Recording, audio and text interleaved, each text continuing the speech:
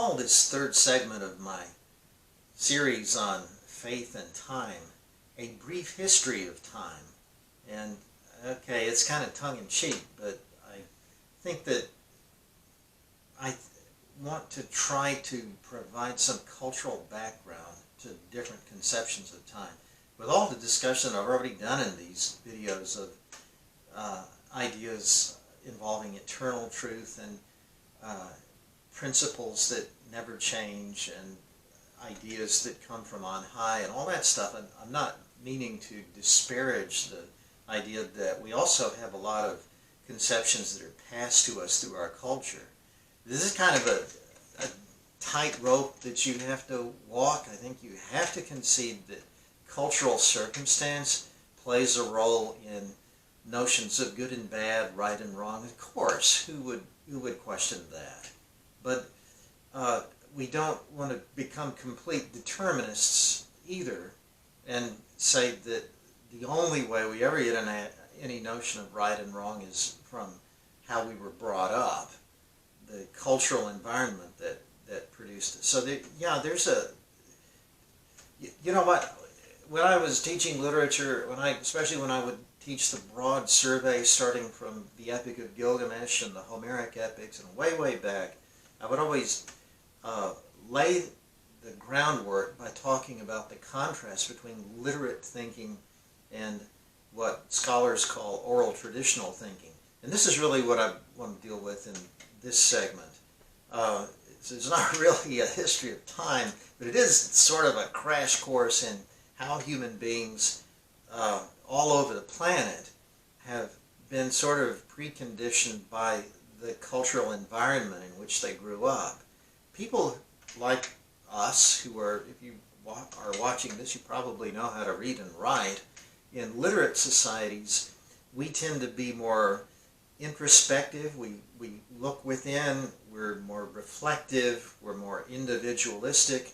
Writing just naturally does this. You know, if you think about it, not very long at all, you realize that when you're reading something, you're taking in knowledge and ideas that are not being shared by the broader community. And I used to tell my students that a person, by the time that he or she is even a teenager, has already taken in ideas that are completely unique to that individual. No two individuals, say by the time you graduate from high school, have taken in exactly the same reading material. So those ideas, those distinct ideas, are knocking around inside of you. You're having a quiet inner dialogue with them, and especially when you write.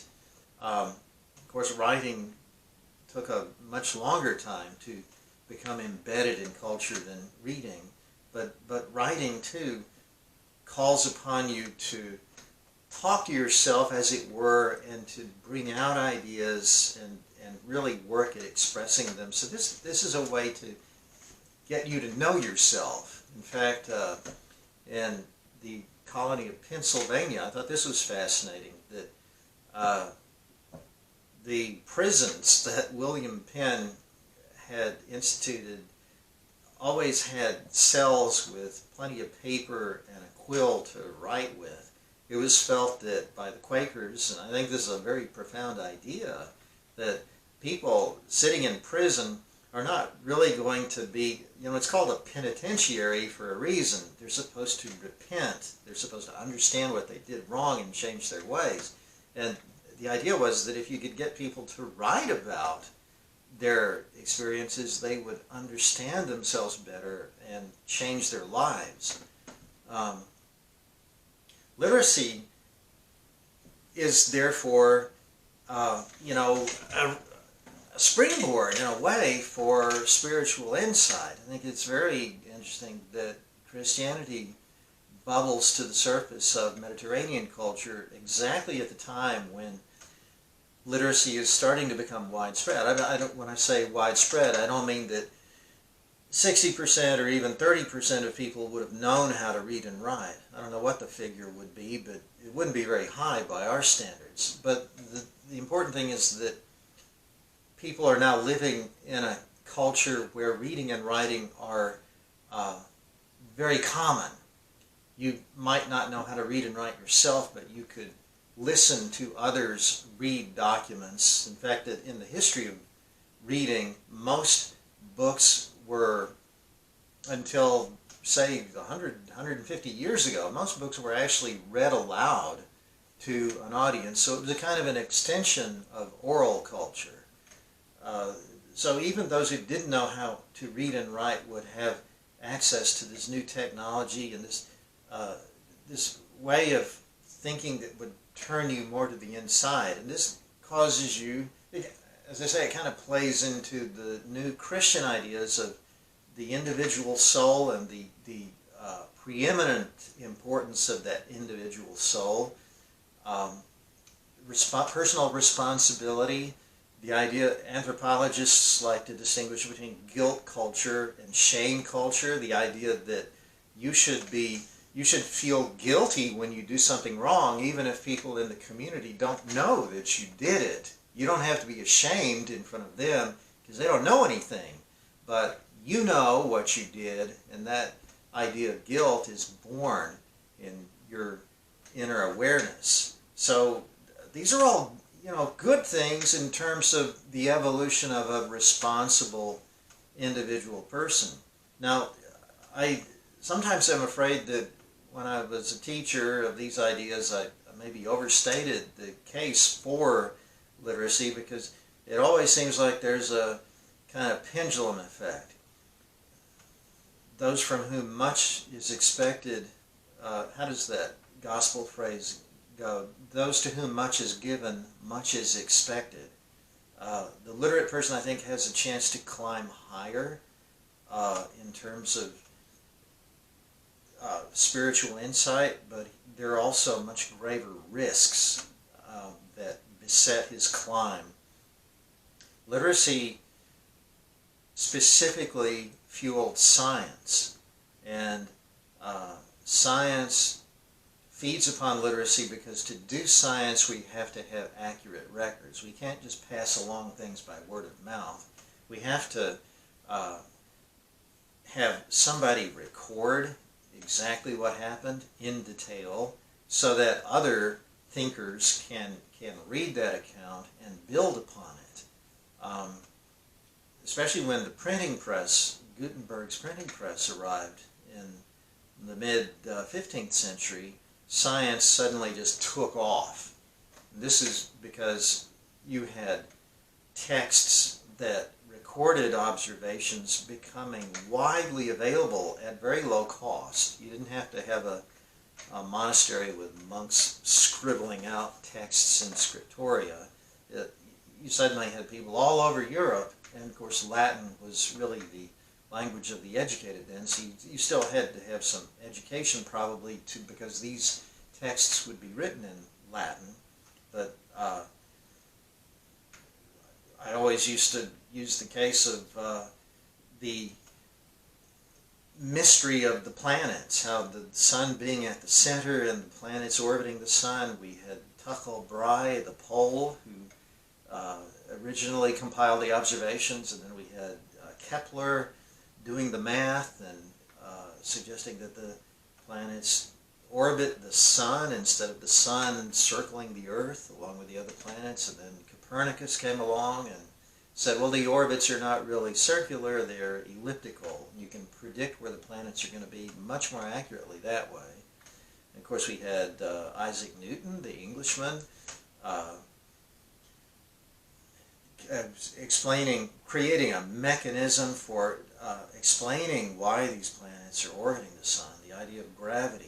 And we could throw in the Italian Galileo there somewhere, because although he didn't specifically contribute to this theory of planetary orbit, he was a great observer at a telescope at his back. So this is a collaborative effort, an international effort, and it was made possible by the printing press, and science scored a big triumph in that instance and has scored many other triumphs since then. Science is terrific, don't get me wrong, but science, see, here's the thing, we're having this discussion about spirituality and linear thinking. Of course, science is the preeminent example of literate thinking. You have cause and effect. The effect itself is the cause of another effect, and you have this sequence of falling dominoes.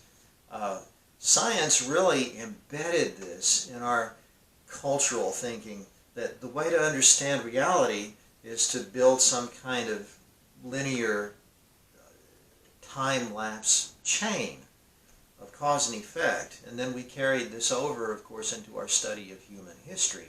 This is why things happen on Earth. One event takes place and it causes another event and causes another event. And the danger of this to spirituality is that it lures us to look upon ourselves as deterministic beings. We don't do anything because we choose to, because of our free will. See, literacy ignited that sense in us of a will that is responsible for its choices, and it has the freedom to choose.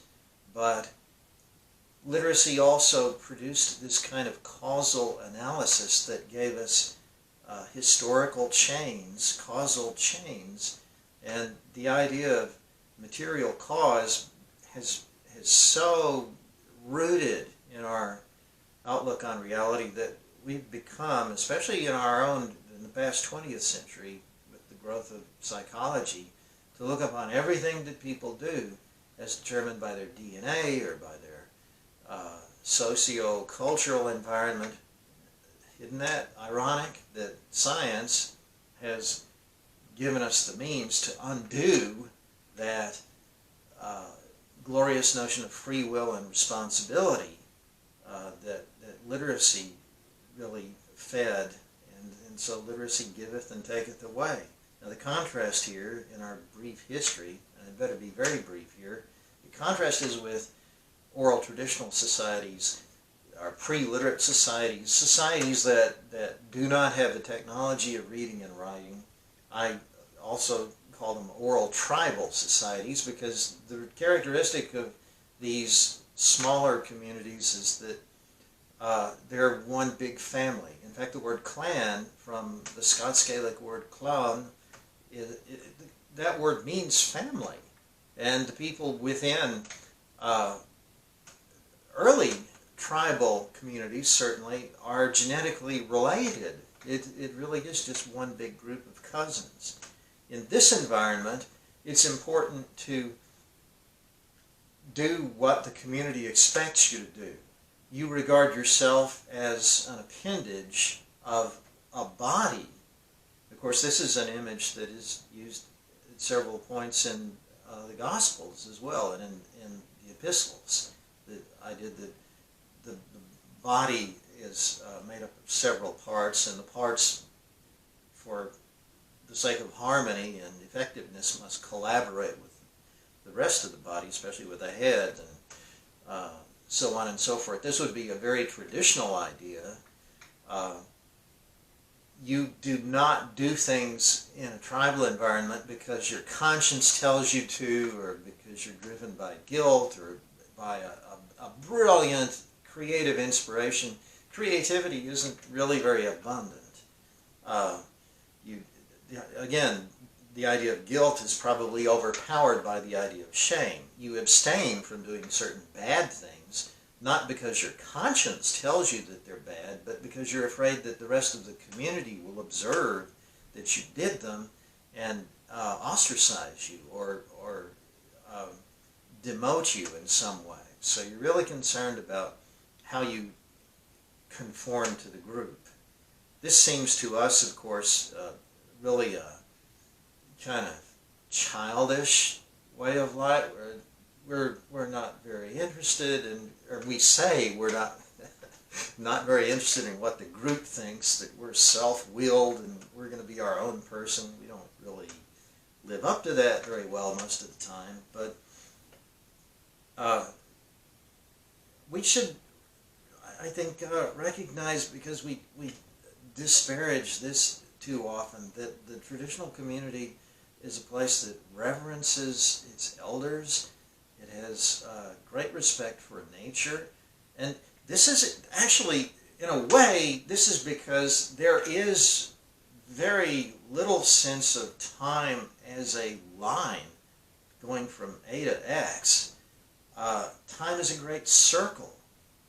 In the phrase of Ecclesiastes, what has been is what will be. There's nothing new under the sun. People living in these oral tribal communities, of course, have little technology, so they don't have science in our sense of the word. They are very aware of the movements of nature, and they see nature as a series of cycles. They see the seasons come and go. They see all the constellations come up and set at different times of the year. They regard reality as sort of wheels within wheels. It's an intricate clockwork. It's not a line stretching along as effect follows cause. And for this reason, they regard themselves as a small part in a great harmony. They regard themselves as part of nature. They tend to be low in what you might call a certain kind of egotism or arrogance. They know what egotism is. Every human being does. But it's to the extent that they, like Achilles in the Iliad, to the extent that they become egotistical and self-driven, it's for reputation. Even their egotistical ambitions are not really so aimed at self as they are at an image of themselves that they want to promote in the community. It all comes back to the community. They accept, people in tribal societies, I think, accept tragedy and setback and death much, much better than we do, because it's not a disruption of a line. You know, when death comes, it's not, he could have done so much more if he'd just been given more time. Look at his trajectory. He was doing this and this and that. Why didn't he get more time? Why did God cut him off? Well, that's not a traditional way of thinking of things at all. Nobody, what is it that Seneca says? Nulli contigit impuni nasci. No one has been allowed to be born without having a price to pay. Impune. No one gets off scot-free. Everybody is going to die. Everybody is going to have to conform to this circle of being, just as all the trees are going to lose their leaves and winter comes, and the tree itself one day will die, but the tree produces seeds, and the seeds grow into new trees. And it's really beautiful that traditional communities have this strong sense of harmony. So I think this is really the challenge that confronts us spiritually in the contemporary world. Spiritually, if only we could get back to something like that traditional, that tribal sense of time as a great unit, a great wheel. If we could preserve our science and continue to analyze our material world into cause and effect, and we've obviously been able to do that with great efficiency and in many ways improve our environment, but to put our spirits on the same timeline and to expect our spirits to go through these different stages and change and move along, I think we really lose touch with ourselves and with the higher goodness that we were spiritually created to obey, in which we were created to find our identity. If only we could combine the two. And that's why I've given you this little quick history, because I think we need to know both sides. We, as human beings, operate best when we can accommodate both sides, if that's possible.